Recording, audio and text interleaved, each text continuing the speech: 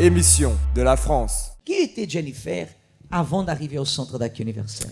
Alors, avant d'arriver au centre d'accueil, j'étais une fille totalement perdue. J'étais une fille qui ne me respectait pas du tout. C'était dû à tout ce que j'avais vécu en enfance. Donc, j'avais eu déjà beaucoup de problèmes au niveau de la famille. Ma mère et mon père, c'était la guerre. Je me rappelle une fois, j'ai assisté à une scène où mon père il voulait poignarder ma mère devant nous, devant moi et mes frères. Depuis votre enfance, vous avez vécu des maltraitances au sein de la famille, comment je peux dire, des maltraitances, non, j'ai vu des bagarres. Oui, voilà. J'ai surtout vu la bagarre entre mes parents, en fait. Mon père qui venait, qui cassait la porte de la maison, qui voulait poignarder ma mère, qui voulait la tuer, ma mère qui voulait pas le laisser rentrer. C'était vraiment la bagarre depuis tout petit, ou bien même quand on était en Afrique à l'époque. Mon père qui venait, qui se bagarrait. Vous êtes né en Afrique? Non, je suis pas Vous êtes né ici? Oui. Mon père qui se bagarrait pour nous avoir, donc on était tirés de tous les côtés. Donc c'était vraiment un affrontement entre la famille de mon père et de ma mère. Et j'ai aussi subi donc du coup des attouchements quand j'étais petite. Par votre enfance? Oui, il y avait des membres de ma famille, d'autres personnes, des étrangers aussi. Et tout ça, en fait, ça a généré à l'intérieur de moi de la colère envers ma mère. Parce que du coup, il y a un laps de temps où elle nous avait laissés. Donc on vivait avec ma tante. Et donc, j'étais petite à l'époque et on ne nous expliquait rien, en fait. Donc, moi, j'ai grandi avec de la colère envers ma mère. Et quand je suis revenue vivre avec elle, donc tout ça, en fait, ça s'est amplifié. Je communiquais pas avec elle, je l'aimais pas. J'avais même écrit une lettre un jour où je disais que je l'aimais pas, que je la détestais, que je préférais ma belle-mère. Vraiment. Vous avez de la haine envers votre maman, un mauvais sentiment? Qu'est-ce que vous aviez? C'était de la haine, en fait. J'avais de la colère parce qu'elle nous avait laissés quand on était petits. On nous avait pas expliqué pourquoi. D'un jour ou l'autre, je me retrouve séparée de ma mère. Je sais pas pourquoi.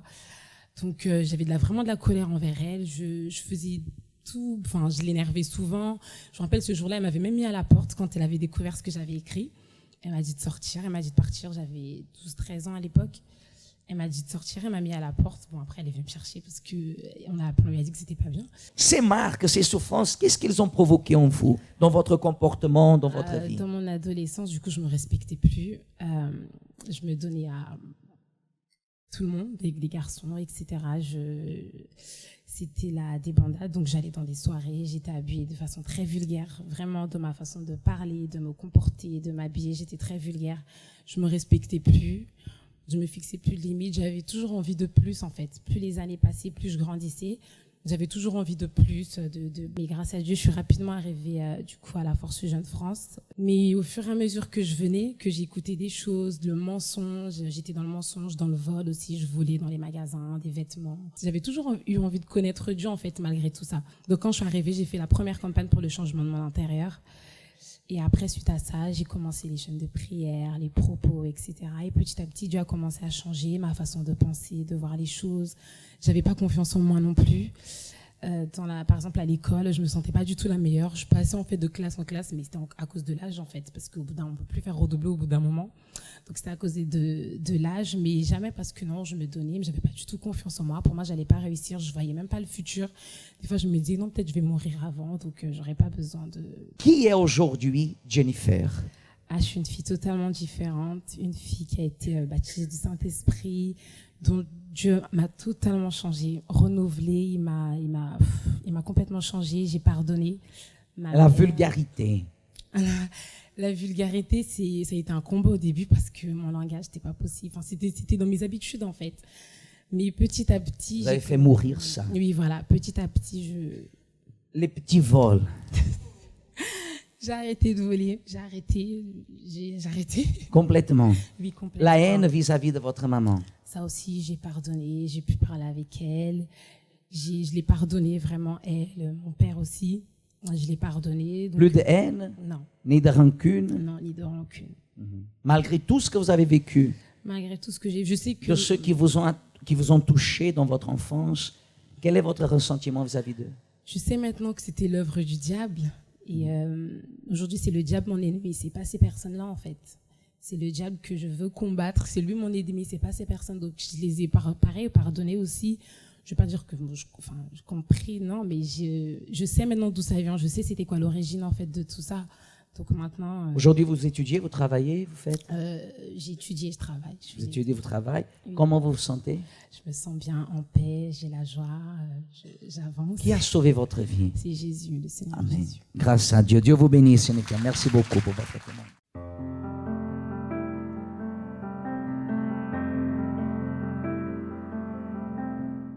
Bonjour à tous, que le Dieu Tout-Puissant vous bénisse abondamment.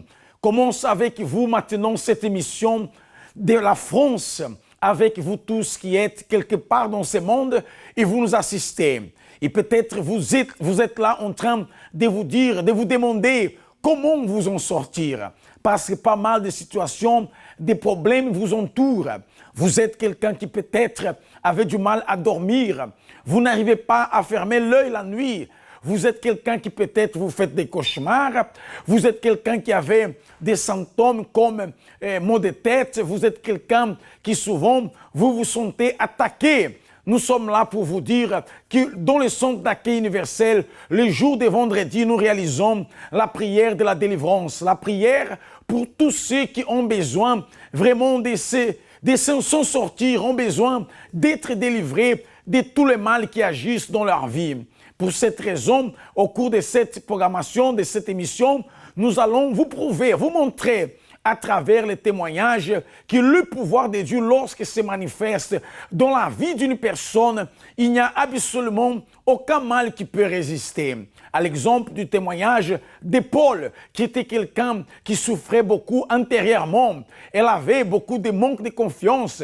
Elle avait surtout une influence négative dans sa vie et qu'au long de sa vie, elle a beaucoup souffert. Mais elle a trouvé le travail du centre d'accueil universel et à partir de là, elle a pu aussi chercher sa délivrance. Restons pour l'instant avec le témoignage de Paul et nous revenons tout de suite après avec vous.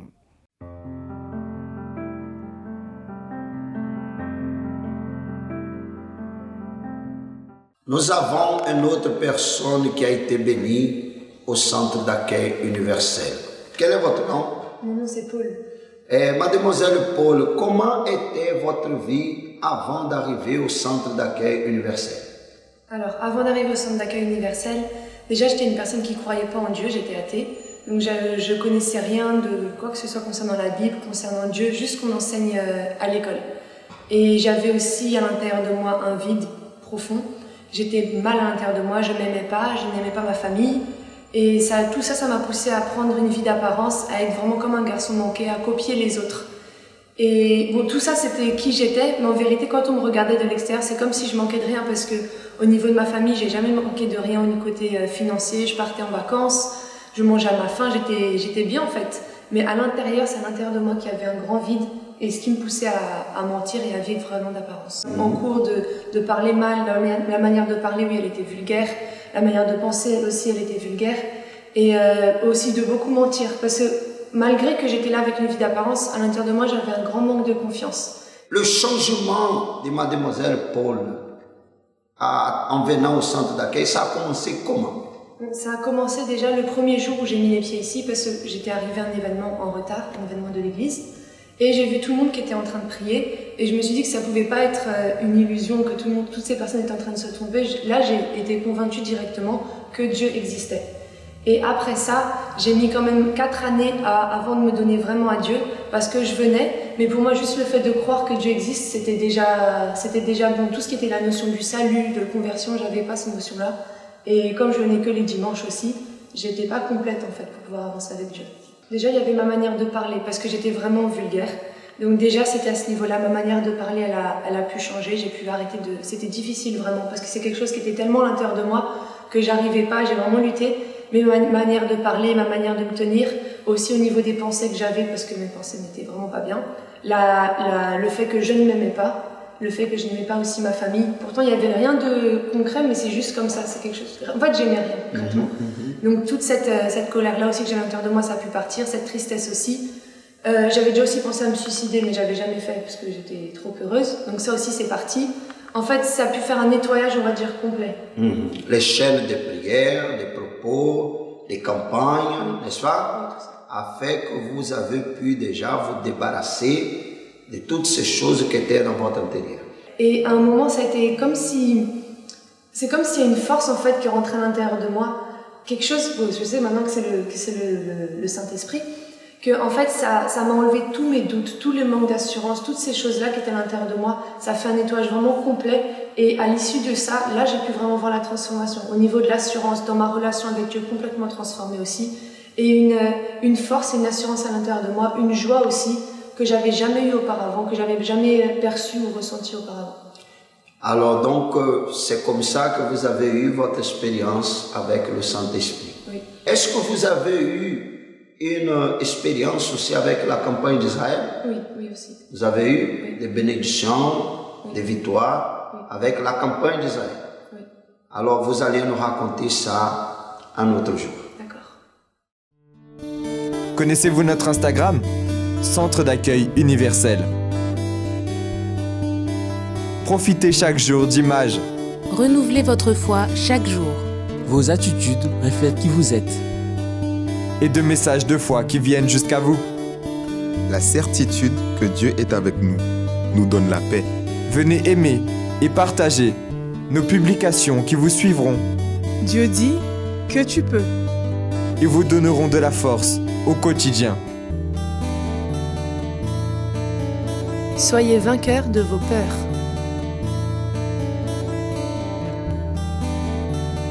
Êtes-vous déjà abonné? Pour vous abonner, c'est simple. Écrivez le nom ici, dans la barre de recherche. Abonnez-vous ici, sur Suivre.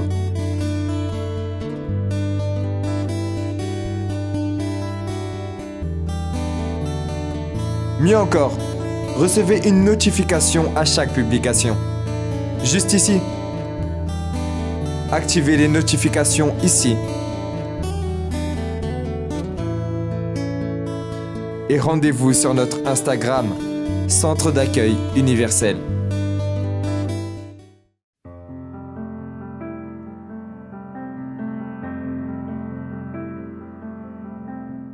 Cette transformation, ces changements de caractère, il n'y a que Dieu qui peut apporter dans la vie d'une personne. Aujourd'hui, quelqu'un qui voit, qui connaît Paul ne peut jamais s'imaginer qu'auparavant, elle était une jeune femme qui était athée, qui ne croyait absolument pas en Dieu. Elle était quelqu'un aussi qui avait la difficulté de pouvoir vivre en famille. Elle n'aimait pas ni même sa propre famille. Paul était quelqu'un de triste dans son intérieur. Elle était quelqu'un qui était aussi vulgaire dans ses propos. Lorsqu'elle ouvrait la bouche pour pouvoir parler, ne sortait que des paroles assez agressives. Elle avait des attitudes qui étaient mauvaises. Elle était une fille qui ne paraissait pas être une fille parce qu'elle se comportait comme un garçon. C'est-à-dire, elle était une personne complètement différente de ce qu'elle est aujourd'hui. On peut constater que ce changement qu'il y a eu dans la vie de Paul n'a pas été pour le mal, n'a pas été un mauvais changement, mais au contraire. C'est exactement ce qui arrive lorsqu'il y a la manifestation du pouvoir de Dieu. La vie de la personne prend un bon sens. La vie de la personne devient une vie comme Dieu il veut que ce soit. À l'exemple, dans la parole de Dieu, de cet homme qui était possédé de mauvais esprits et qui vivait dans les sépulcres, se meurtrissait, il vivait enchaîné. Mais lorsque le Seigneur Jésus est arrivé dans cette ville-là, il a rencontré Jésus, Jésus lui a délivré. Et la vérité, c'est qu'il a été transformé au point même que les personnes avaient du mal à reconnaître, de savoir qui c'était lui. Et c'est ça ce que Dieu il veut faire dans votre vie. Nous allons poursuivre avec encore un autre témoignage qui prouve la manifestation du pouvoir de Dieu dans la vie de celui qui croit.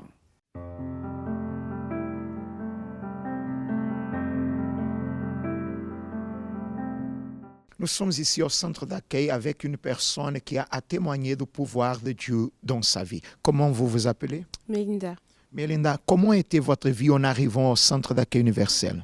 Alors moi, ma vie, elle était totalement détruite. La racine de tout ça, c'est que durant mon enfance, mon père battait ma mère. J'ai assisté à des scènes qui m'ont totalement traumatisée.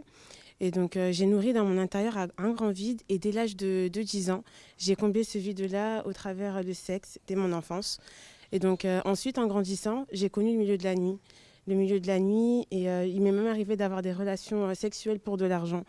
Donc, c'est-à-dire, vous êtes en train de grandir avec des traumas, avec des choses que vous avez vues par rapport à vos parents, vous ont affecté, vous ont amené toute cette souffrance. C'est exactement ça.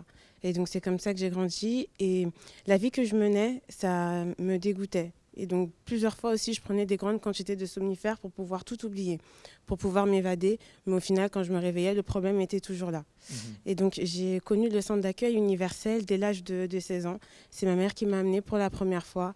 Donc, tout ce que le pasteur disait, sincèrement, ça me concernait. Ça me concernait, mais j'étais tellement attachée à la vie que je menais que je ne mettais pas du tout en pratique. Je venais juste comme ça pour venir.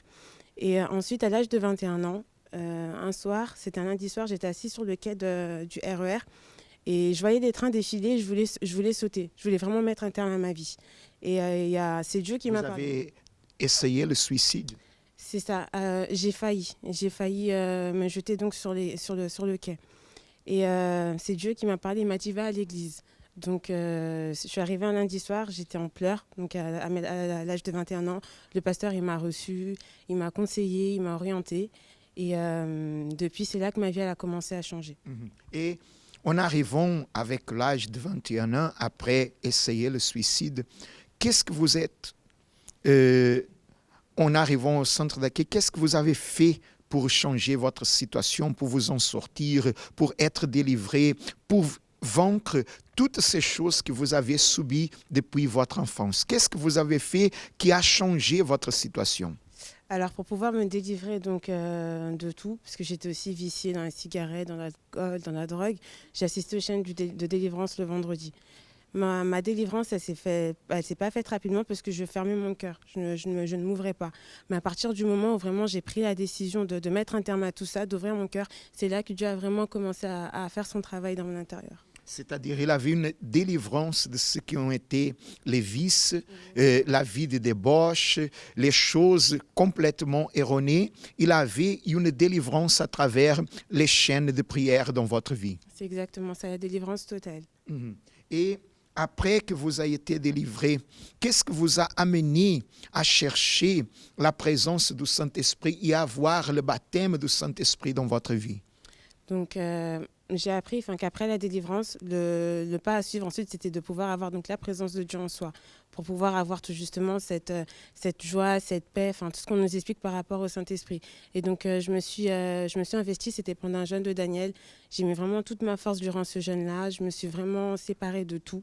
Je me suis vraiment concentrée donc, pour pouvoir recevoir le baptême du Saint-Esprit et Dieu m'a honorée. Et aujourd'hui, vous êtes une personne heureuse, épanouie, qui a toute sa vie transformée. Totalement, toute ma vie, même aussi au niveau de mes études, Dieu a béni. Vraiment, ma vie est totalement transformée. Une dernière question. Vous avez aussi participé à la campagne d'Israël? Oui, j'ai déjà participé à Dieu plusieurs. vous a exaucé. Exactement, il m'a exaucé.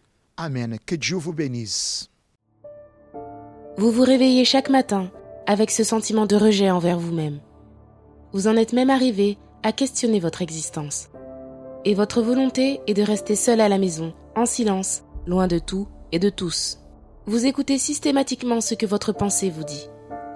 Vous alimentez des pensées négatives et néfastes pour vous. Si vous êtes ainsi, sachez que vous souffrez d'isolement social, une maladie qui produit un épuisement psychologique et qui, très souvent, emmène jusqu'au suicide. L'anxiété prend possession de vos réflexes et attitudes. Vous perdez la volonté d'être avec ou de voir quelqu'un. Et même la simple idée de sortir de la maison devient un véritable tourment. C'est un comportement qui peut défigurer le plus beau des moments de joie. Il cache et bannit un simple sourire. Il repousse tout ce que la vie offre de bon. Depuis combien de temps ne recevez-vous pas une étreinte, un compliment ou même de l'affection? Cela vous manque? Très certainement. Mais il existe des hauts et des bas dont nous ne pouvons pas fuir. Nous pouvons apprendre à les gérer, vaincre les problèmes et atteindre la cible de nos conquêtes. Au final, vous êtes prisonnier d'une maladie dont vous-même avez le contrôle. Y avez-vous déjà pensé? Vous êtes ainsi parce que vous n'avez pas réussi à gérer une situation moins favorable, parce que votre passé ne vous rend pas fier, ou même parce que vous avez vécu des situations dans lesquelles vous ne pouviez rien faire. Mais pourquoi portez-vous toute cette rancœur? Pourquoi portez-vous cette douleur qui n'est pas la vôtre? Libérez-vous de ce chemin qui vous empêche de vivre.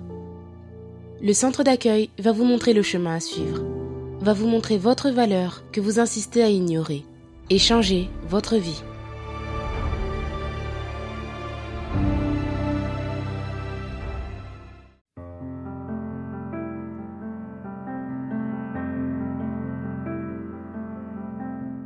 Ces influences du mal ont commencé très tôt dans la vie de Melinda à apporter dans sa vie un vrai chagrin, du vrai malheur. Déjà, dès l'âge de 10 ans, en raison de ce qu'il avait comme violence à la maison, la violence conjugale qu'il y avait entre les parents, a fait que Melinda, déjà très jeune, elle a commencé à agir mal. Elle a commencé à prendre des attitudes erronées. En grandissant, elle est allée même jusqu'à se prostituer pour l'argent. Elle a eu des relations à cause de l'argent, comme elle a aussi eu des pensées suicidaires. Mais quand elle a connu le travail de son d'accueil universel, elle a commencé à participer des chaînes de prières de délivrance. Elle a vu sa vie être transformée. C'est la même chose que Dieu veut faire dans votre vie, vous, chers téléspectateurs. Pour cela, nous vous invitons aujourd'hui même encore à participer dans un centre d'accueil universel de la prière de la délivrance. Nous aurons les horaires de 7h du matin, de 10h, mais aussi à midi, 15h, comme les soirs à 20h, dans notre siège national en France, à Paris, dans le 10e arrondissement. 254 rue du Faubourg Saint-Martin, vous êtes notre invité à participer. Vous pouvez arriver par les moyens de transport comme les métros, la ligne 7 pour descendre à Louis-Blanc ou la ligne 5 comme la ligne 2 et vous descendez là à Stalingrad. Et certainement, vous qui êtes en train de souffrir, vous allez être délivré de tous ces mal. Saisissez cette opportunité. Et si vous voulez nous contacter, appelez au numéro 01 53 35 85 11. Nous allons maintenant écouter une très belle chanson et nous reviendrons tout de suite après avec vous.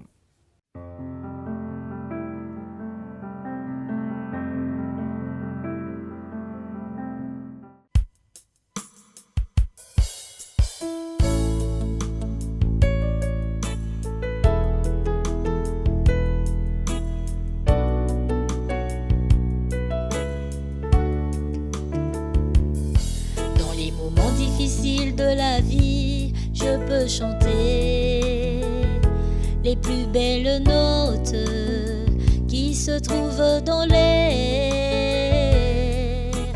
Le monde entier ne croyait pas en moi. Parfois il se moquait en disant: où se trouve ton Dieu? À l'intérieur de mon cœur, il y avait une guerre. Et même fatiguée, j'ai continué à lutter. Et quand je rampais, étant tombée, j'ai senti ses mains me prendre dans ses bras. Ses mains étaient celles de Jésus.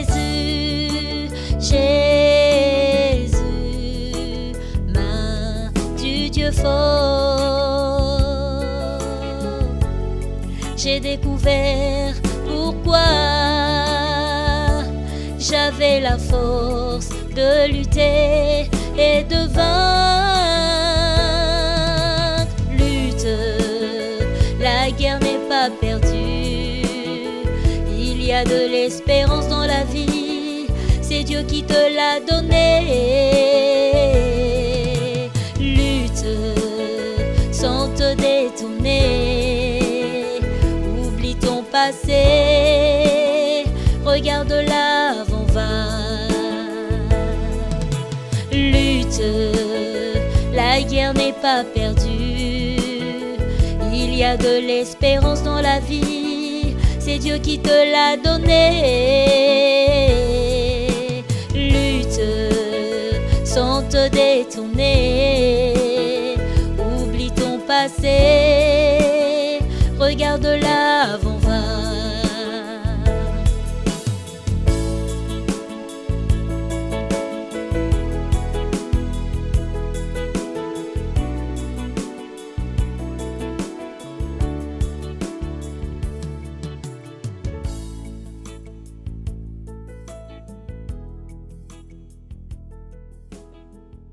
Le temps. On court tous après le temps. Le temps pour travailler, le temps pour rentrer, le temps pour encore travailler ou combien de temps il nous reste avant la fin de la journée. Le temps pour la famille, pour les amis. Le temps qui nous reste encore pour finir, pour rentrer, pour retravailler. Et le temps de comprendre qu'est-ce qui s'est passé. Le temps de comprendre pourquoi cela n'a pas marché. On court tous après le temps, mais prenons-nous le temps de respirer. La radio positive. Sélectionnez l'application et écoutez des messages positifs. Des musiques calmes, positives. Écoutez ce qui vous apaise.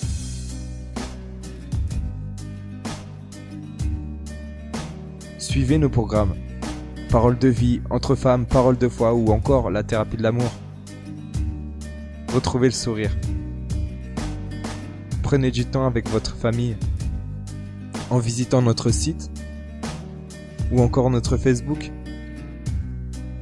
notre Twitter ou notre YouTube directement sur l'application. Prenez le temps. Prenez du temps pour vous. Radio Positive. En téléchargement gratuit sur Google Play, l'App Store ou en écoute sur radiopositive.fr.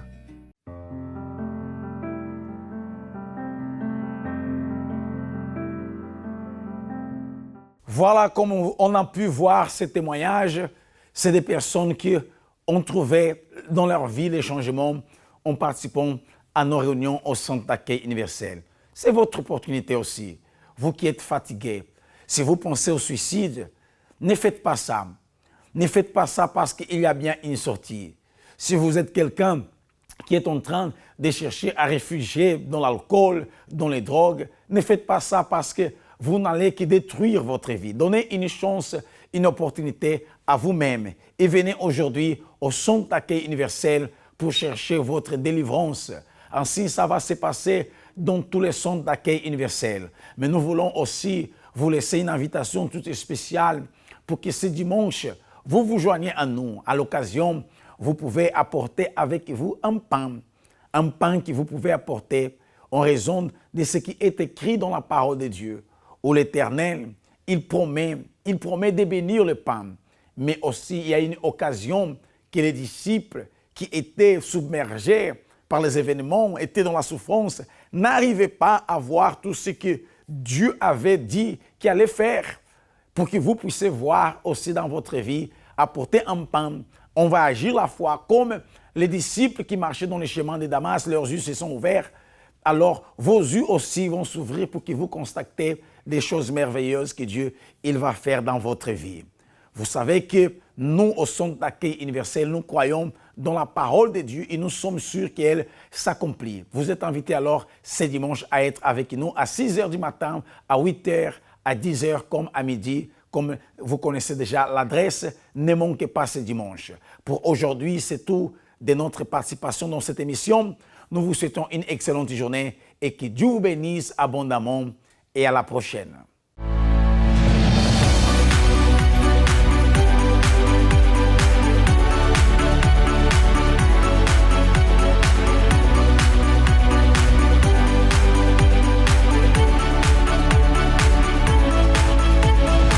Émission de la France.